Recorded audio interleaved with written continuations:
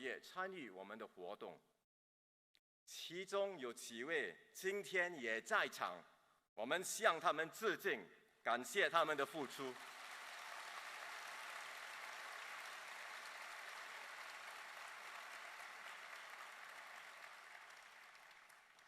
党内的每一个人都尽了自己的一份力，做出了贡献。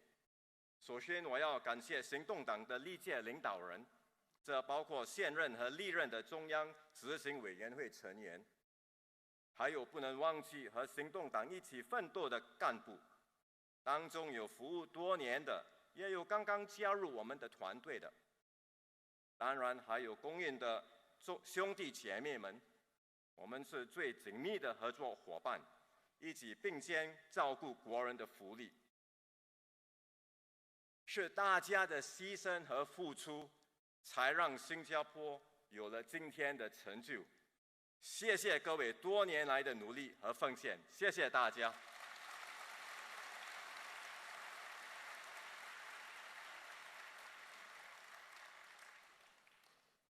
今后，行动党会继续自我更新，以更好地应对不断改变的社会需求。然而，一些核心理念和价值观不会改变。我们一直会是一个讲求诚信、正直和廉洁的政党。我们会一直维护多元种族主义，继续代表各种族和各阶层的国人，努力建设不分种族、语言和宗教的社会，人人平等。我们也会放眼未来，未雨绸缪，不仅仅是解决眼前的挑战。因为前人种树，后人乘凉。我们会在前辈打下的稳固基础上，为下一代建设更美好的未来。70年前，我们的创党党员有了建设公正平等社会的愿景。现在，轮到我们接过棒子，带领国家继续前进。我有信心，有了公运兄弟姐妹的帮助和国人的支持，我们一定能齐心协力，迎接新挑战，把握新机遇，为所有国人打造更美好的新加坡。谢谢大家。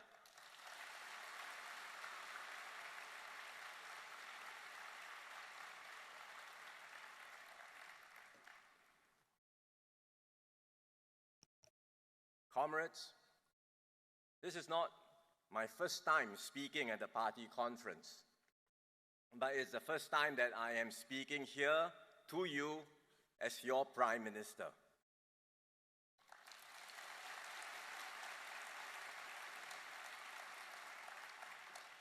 After I was chosen by my colleagues to lead the team more than 2 years ago, I discussed the timing of the transition with Comrade Lee Hsien Loong. By end 2023, I decided I was ready to take over. And in fact, I shared this with all of you at last year's party convention, if you recall. So we proceeded with the transition in May. Since then, it's been a busy 6 months for me. I've been in government for quite some time as a civil servant and then later entering politics. But I can tell you, nothing prepares you for this job until you do it. I was ready to take over. There are so many additional responsibilities, so many key decisions to make, so many changes. But over the last few months, I have adapted and adjusted to my new role. And so now, we have to consider the timing for leadership transition in the party. And as you heard from Sec Gen just now, we have decided it's time to make the change. So with this move, we will complete the leadership transition in the government as well as in the party. The torch has passed to the new generation. With your support and support from our newly elected CEC, I will lead the PAP into the next general election.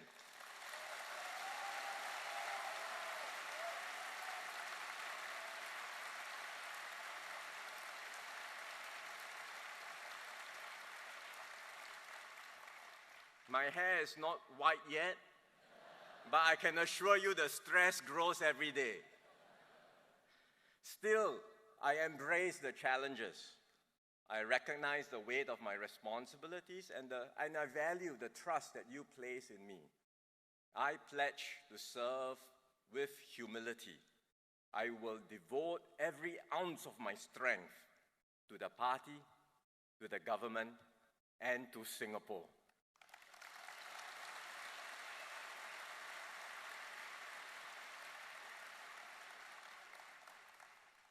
This passing of the torch is happening as we mark a special point in our party's history.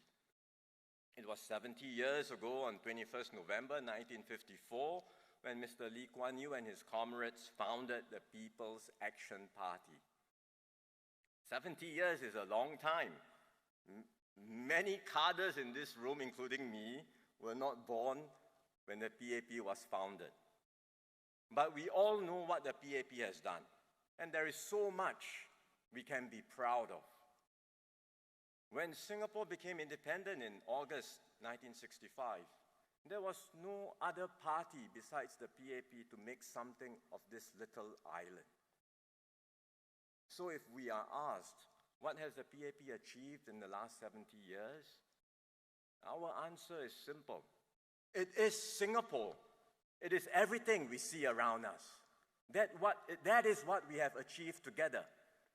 Successive generations of the PAP, our Pioneer and Merdeka generations, our Majula and younger cohorts, all of us, we did this together with our fellow citizens.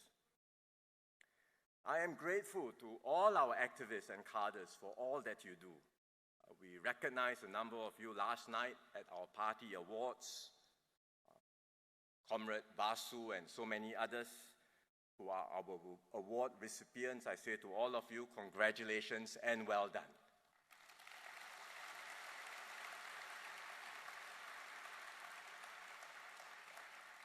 Of course, there are many others, many other activists, cadres, all of you doing your part, contributing in your own ways across all our branches and also at our party HQ.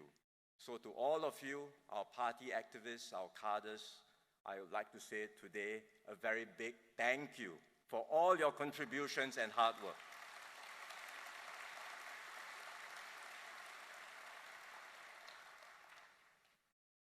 Proud as we can be and should be of our history, our focus must remain firmly on the future. Yes, we have succeeded beyond our wildest dreams. We now have far more resources than when we started out in 1965. But we also face far more formidable challenges. We mark PAP 70 this year, but there is no guarantee that we will be around for PAP 100. So today, I will speak first of the changing global situation, and then our domestic challenges, and finally, on politics. Let me start with our external environment.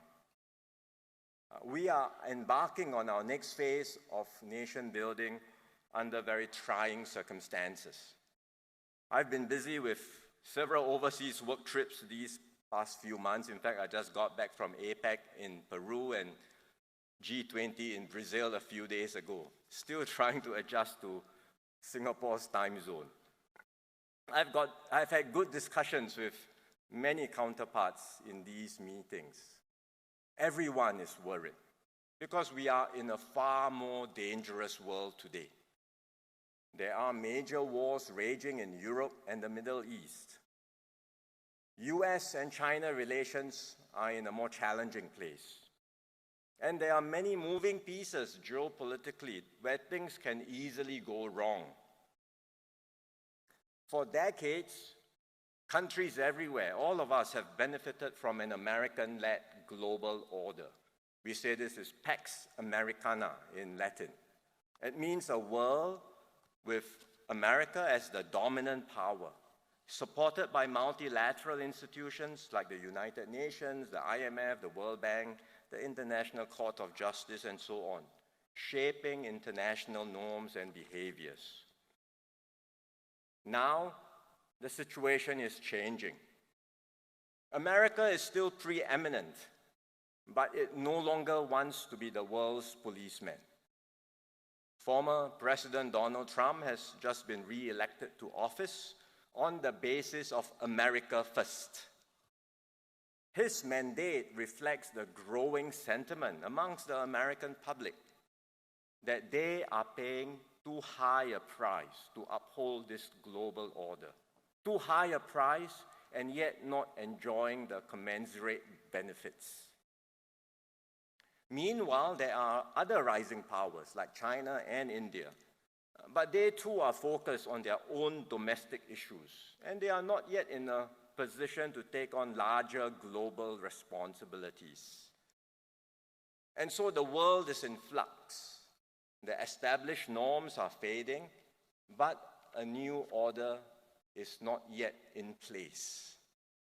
And amidst this vacuum of global leadership, we can expect more conflict and instability in the world, because state and non-state actors will be emboldened to test boundaries, often with little or no consequence. We already see this in Ukraine, where there has been an egregious breach of the United Nations Charter and territorial sovereignty, and also in the Middle East, where there has been a horrendous terrorist attack followed by a cataclysmic humanitarian tragedy. Ideally, the major powers of this world should come together, coordinate their positions, and work together for the larger good.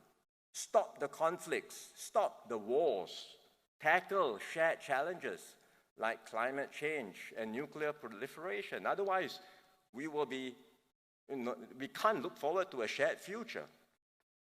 Unfortunately, there is deep suspicion and mistrust between America and China. Each regards the other as a strategic threat, and both are taking steps to enlarge their spheres of influence and to strengthen their own positions. So it will get harder to find common ground. We don't like to see the world moving in this direction, but these are the realities of the world we live in today.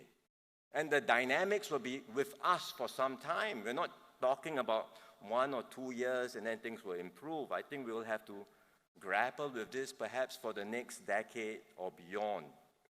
It means we will find it more difficult to make a living and keep ourselves safe. Other countries may test our limits, and we must be ready to stand firm and defend our interests. At the same time, we must redouble our efforts to make friends with everyone, big and small, near and far. Above all, we must remain united as one united people. Singaporeans are bound to have different views on global developments, whether it be the actions of America or China, or the wars in Europe or the Middle East. But we cannot let our differences pull us apart. It is already tough to be a small country for our voice to be heard. It will be even tougher if our voice is diffused and incoherent. At the end of the day, we must consider the larger national interest and take a united position.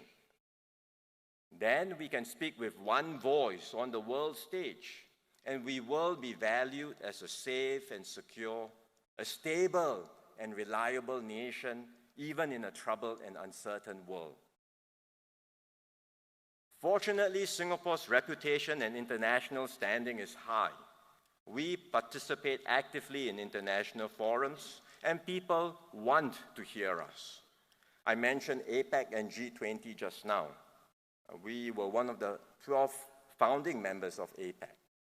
We have been invited to attend almost all G20 meetings, although we are far from being one of the 20 largest economies of the world. What makes Singapore so exceptional? It's because when we speak, others know that it is a Singaporean point of view, coherently articulated by the government and supported by Singaporeans. They know we mean business and we do not waver. So without Singaporeans steadfastly supporting the government, we will not be able to navigate this new turbulent world. We will not be able to withstand hostile foreign influence operations that have divided and undermined other societies. That's why I do not take the trust and support of Singaporeans lightly. My team and I will work hard to earn your trust and to be a steadfast voice for Singapore and Singaporeans on the world stage. Next, let me turn to our domestic issues and challenges. In this term of government, we've had to confront the COVID-19 pandemic, the crisis of a generation. It was a baptism of fire for me and my team. We said we would protect your lives and your livelihoods. We have delivered.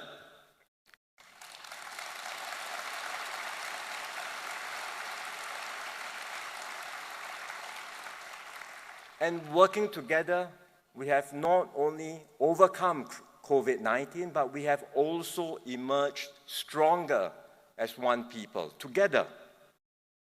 Now, we are tackling the next challenge of our generation, to renew our social compact, to refresh our Singapore dream, and to give every Singaporean the assurance and hope that tomorrow will be better than today. From the very beginning, this has been the PAP's mission. We have stood for a fair and just society for all. We believe that every Singaporean, regardless of race, language, or religion, deserves a fair shot in life. That every Singaporean should be duly rewarded for their efforts, enjoy equal opportunities to succeed, and be able to realize their fullest potential. These convictions underpin the core pillars of the system we've built in Singapore. It's one that's clean and honest and operates on the basis of merit. Our system works also because of the strong tripartite partnership we've forged over the decades. And it's a partnership underpinned by the symbiotic ties between the PAP and the NTUC. Many of our brothers and sisters from the labor movement are here. Thank you all for your strong support.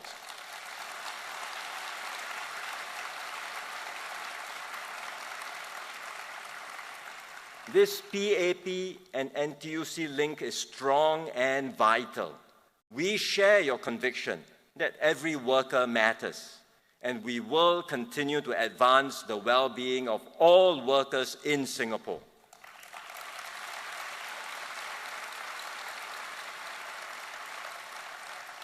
So, comrades, brothers and sisters, these core values and fundamentals will never change. They will always be the North Star that guides our way forward. At the same time, we have to adapt to new circumstances and the evolving needs of our society. And that's why we embarked on Forward Singapore, to review our policies, to reset our attitudes and mindsets, so that we can continue to give every Singaporean, regardless of background, a stake in our nation's progress. Over the past year, we have made several big moves. For our seniors, we built on the Pioneer and Merdeka generation packages that had been given to them earlier and are continuing to provide them with significant support, including through Healthier SG and Age Well SG. For younger seniors and those in their 40s, we are doing more to help them in their skills upgrading and in their retirement through Skills Future and the Majula package. For families, young couples, and singles, we have introduced major changes to keep housing affordable and to create a more family-friendly environment. For students, we have initiated reforms to our education system and open up more avenues for advancement so that everyone can develop their abilities and talents to the fullest, regardless of their starting points or the paths they wish to take. So we have a full agenda under Forward Singapore. The changes and transformations we seek are just beginning, and they will continue to unfold over several years. This is what I am most passionate about. Working together, hand in hand, we can chart a new course and build a better Singapore. A Singapore where everyone can decide their chosen paths, including paths that are more open and less conventional. A Singapore where anyone, regardless of their background, including a kid from the HDB heartlands and a neighborhood school, can succeed and achieve their goals. Because here in Singapore, we are all equal. Everyone stands a fair shot at success. So long as we work hard and aim high, we can turn possibilities into achievements and dreams into reality. That's the Singapore I want to build with all of you.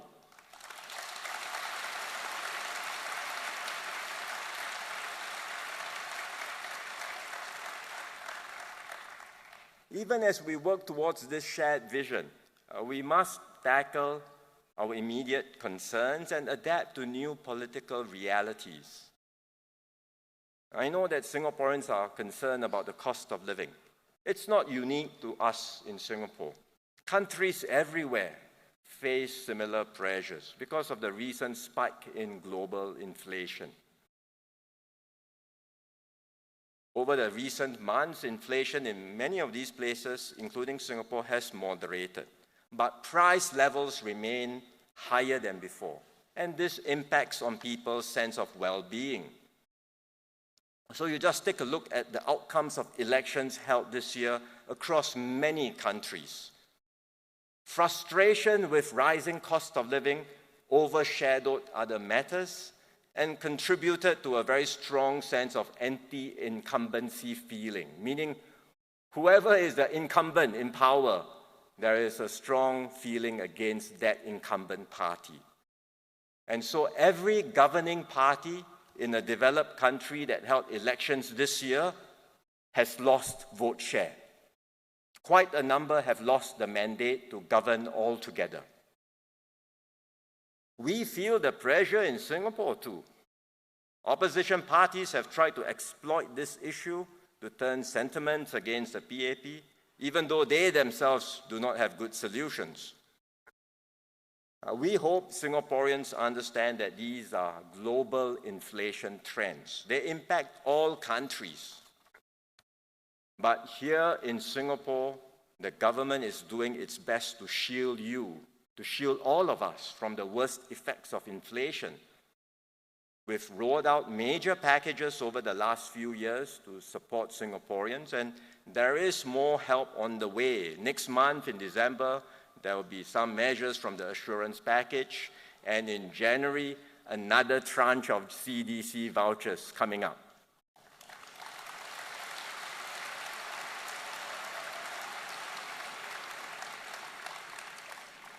I am now preparing for Budget 2025. Because I'm still the finance minister, remember. I will see how we can continue to provide additional support in the budget.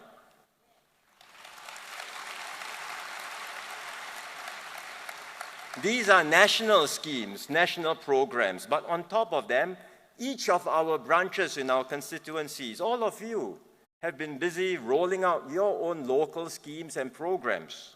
So as a government and as a party, we are doing all that we can. And we can truly say that, hand on heart, we are doing all that we can to help Singaporeans cope with higher cost of living. But more fundamentally, the political challenge we face in Singapore is rather unique. Very few political parties have been in government for as long as we have. I did a quick check on the internet. The longest running governing party in the world so far has been Mexico's Institutional Revolutionary Party. They led Mexico for 71 years. from 1929 to 2000. What about the PAP? We are not far behind.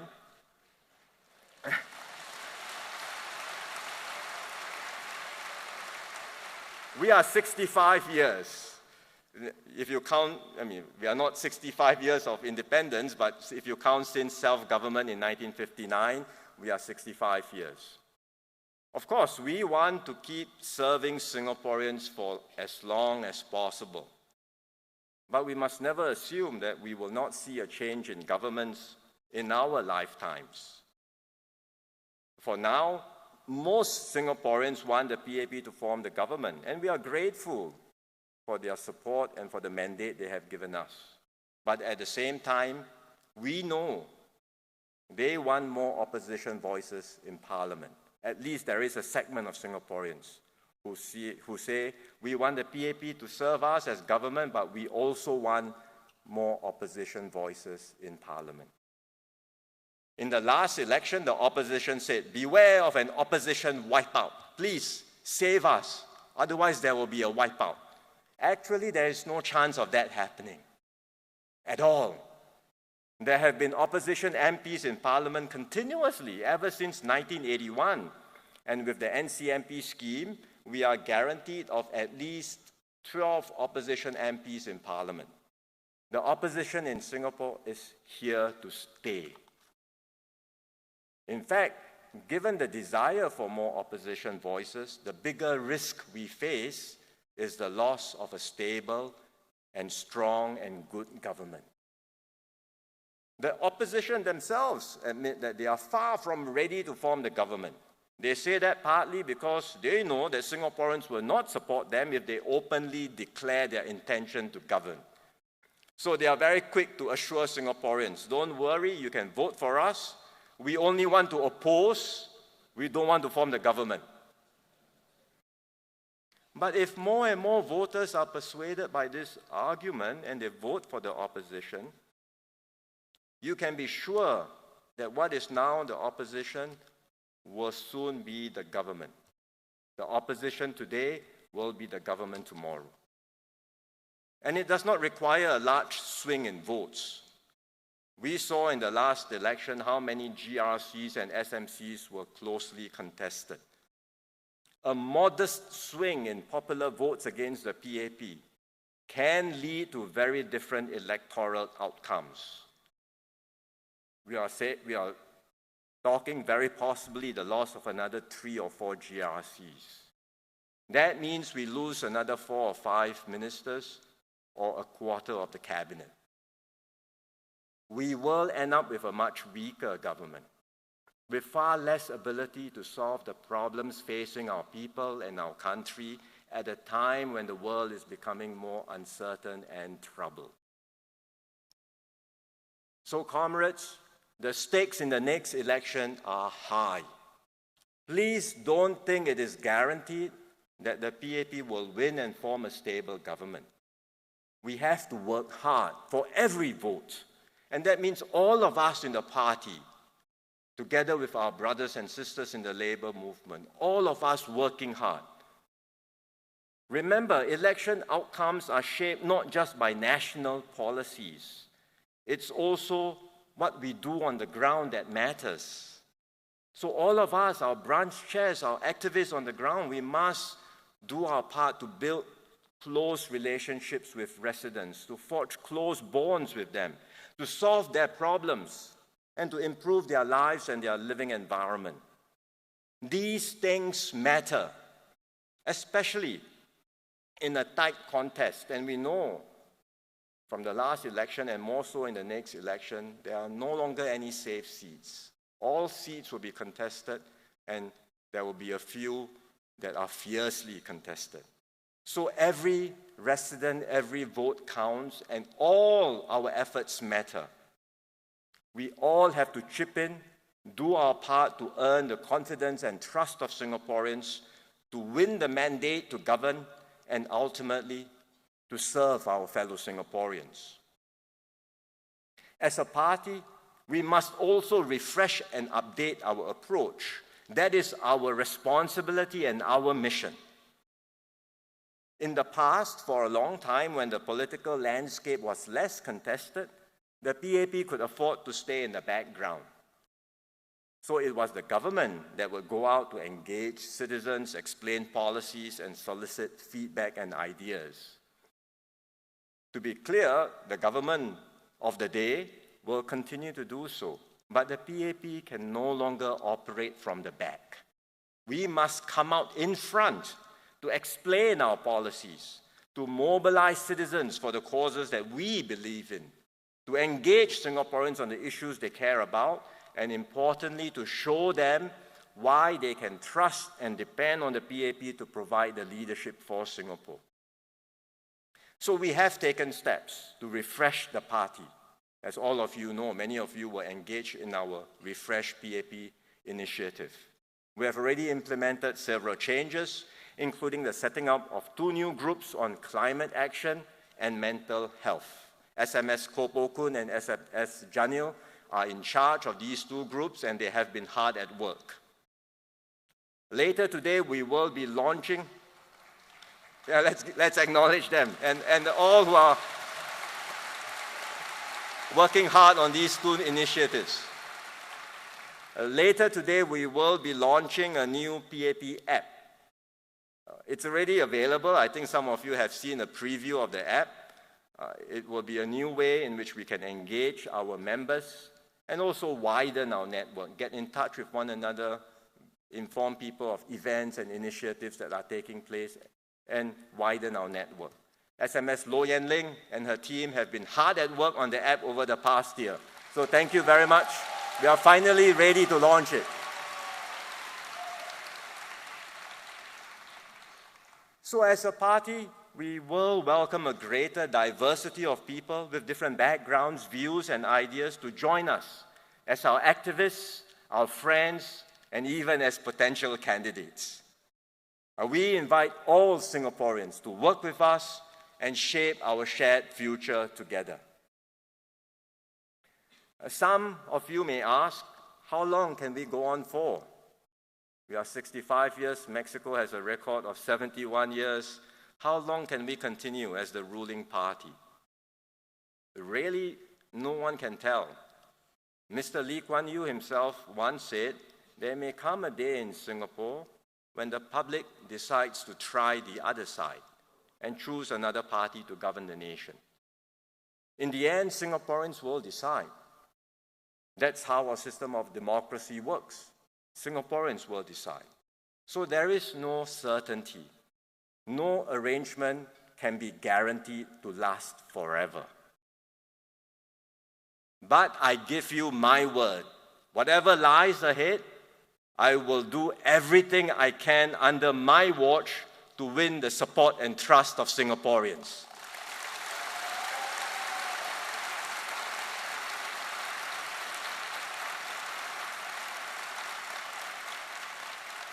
And comrades, so long as we remain true to our values, true to our purpose, true to our calling to serve, I am confident we will achieve our goals.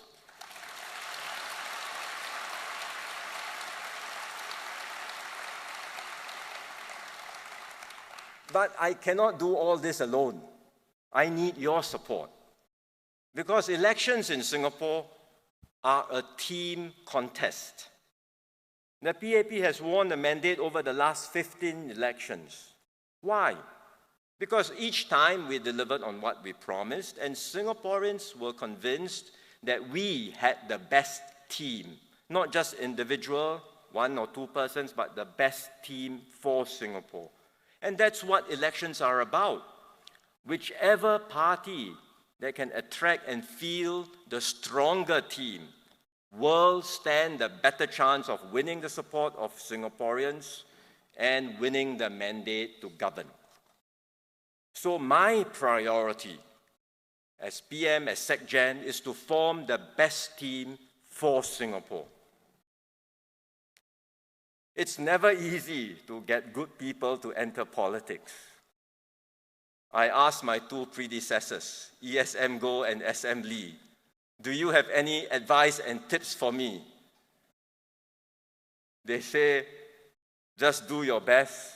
This has always been challenging. They too face difficulties attracting good people to join. In fact, I've seen how SM Lee agonized over this when I worked with him. At that time, I didn't quite fully understand the significance of this work. Now, having taken over, I realize it's absolutely the most important, the most crucial, the most urgent thing I have to do. And that's why I've been spending a lot of time amidst my very busy schedule still prioritizing time to engage potential candidates. I've met many people. Singaporeans who have done well in their professional life are generally very comfortable where they are. To be expected, right? You've done well, earning a good income, very comfortable. They are very reluctant to change their lifestyles. And also, why subject themselves to public glare and scrutiny? Often they tell me, let someone else do the job. So many people in Singapore, find someone else. Or they may say, don't worry, the PAP is already in a very strong position. And after all, you have just started. Why are you in such a hurry? Take your time. So I have to explain to them what's at stake. And let me be candid and upfront with all of you today as well.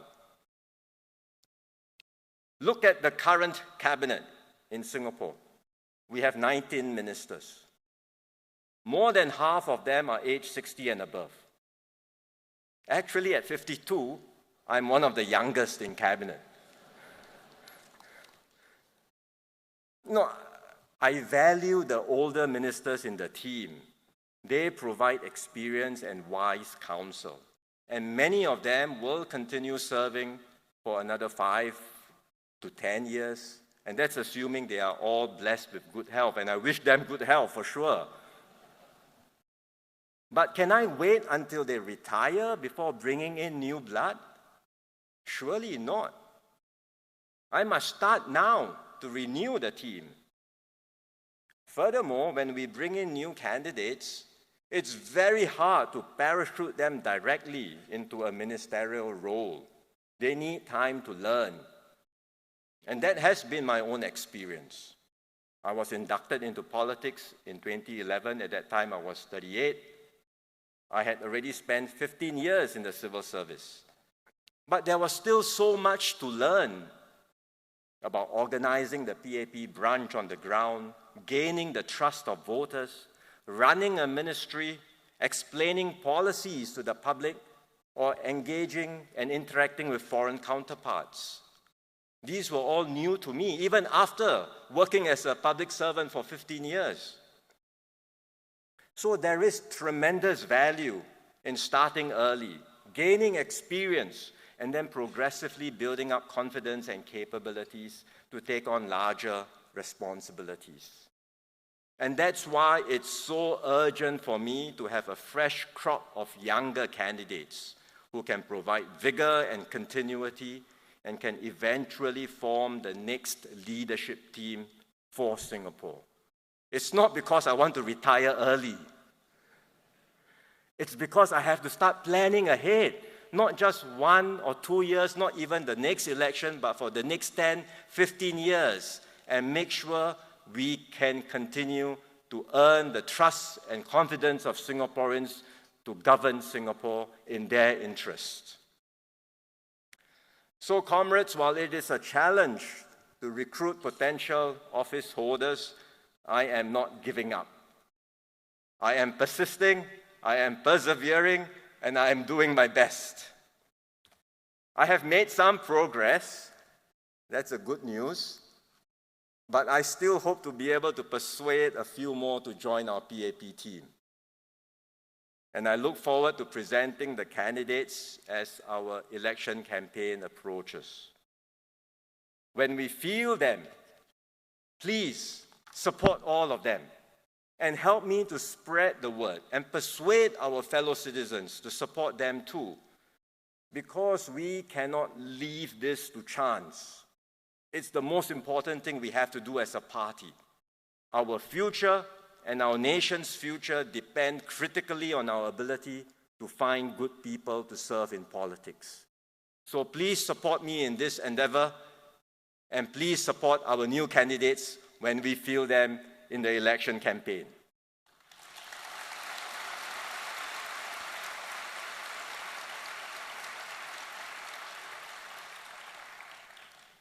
Comrades, this will be our last party conference before the general election.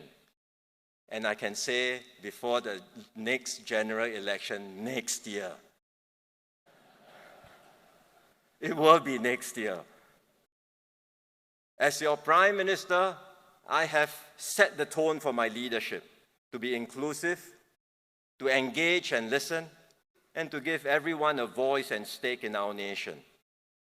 I have launched Forward Singapore, as I mentioned just now, our agenda, our roadmap for the future.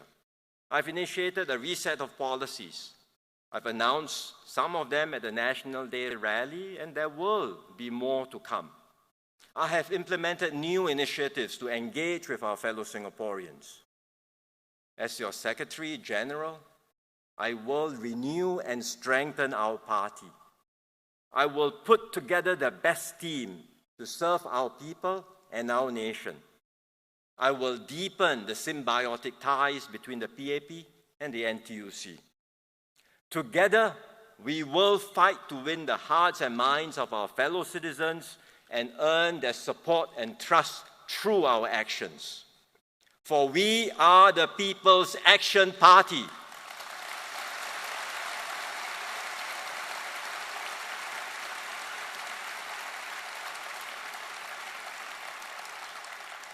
We will always be a people's party, a party of action, a party that builds a better Singapore with Singaporeans for all Singaporeans.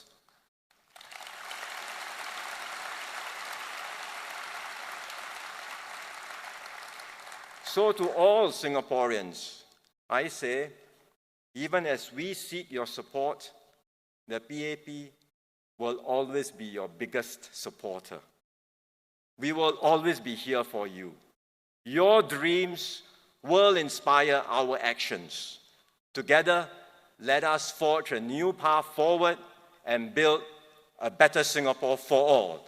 Majulah PAP, Majulah Singapura. Thank you.